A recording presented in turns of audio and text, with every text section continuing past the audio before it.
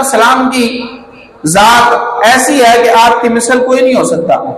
اگر کوئی انسان دعویٰ کرتا ہے کہ معاذ اللہ جی حضور علیہ السلام بھی عام انسانوں کی طرح بشر تھے، جیسے ہمارے دو کان ہیں ان کے بھی دو کان تھے، ہماری دو آنکھیں ان کی بھی دو آنکھیں تھیں، ہمارے دو پاؤں ہیں ان کے بھی دو پاؤں تھے، ہمارے دو ہاتھ ہیں ان کے بھی دو ہاتھ تھے، یہ عقیدہ جو بندہ رکھتا ہے اس کے لیے میرا ایک چیلنج ہے۔ وہ چیلنج کیا ہے؟ حضور علیہ السلام حضرت جابر رضی اللہ عنہ حضور کی بارگاہ میں حاضر ہوئے، یا رسول اللہ صلی اللہ علیہ وسلم کافی دن سے آپ کو دیکھا، آپ نے کھانا نہیں کھایا، میں نے آپ کی اپنے گھر میں دعوت کی ہے، لیکن ایک مسئلہ ہے کہ میں نے کھانا بہت تھوڑا سا بنایا ہے،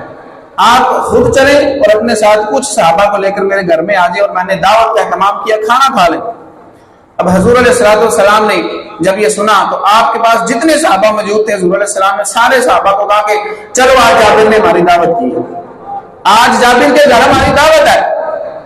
چل پڑے سارے صحابہ حضور علیہ السلام کے ساتھ ساتھ جا رہے ہیں۔ راستے میں حضرت جابر رضی اللہ عنہ اپنے ذہن میں سوچ رہے ہیں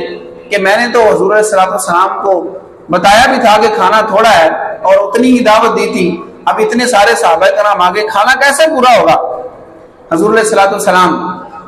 حضرت جابر رضی اللہ عنہ کے گھر میں جب تشریف لے کر گئے،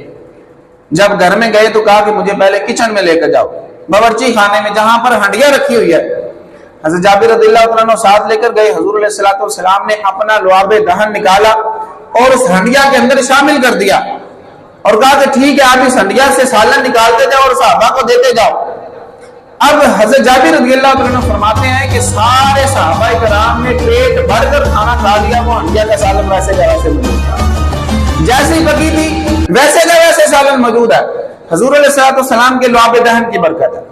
اب چیلنج میرا یہ ہے کہ جو بندہ کہتا ہے کہ حضور علیہ السلام معاذ اللہ عام انسانوں کی طرح تھے، تو وہ بندہ ذرا گھر میں جا کر اپنی پکی ہانڈی کے اندر تھوک ڈال کر دکھائے، اسی کی بیوی نے اس کو ڈنڈے مار مار کر باہر نکال دینا، اس کے بچوں نے کہنا باپ سے ہمارا پاگل ہو گیا، ہمارا باپ پاگل ہو گیا، اسی کے گھر والوں نے اسے پاگل کہنا۔ تو حضور علیہ السلام جیسا کوئی نہیں ہو سکتا، آپ جیسا اللہ تبارک و تعالیٰ نے پہلے ہی نہیں فرمایا۔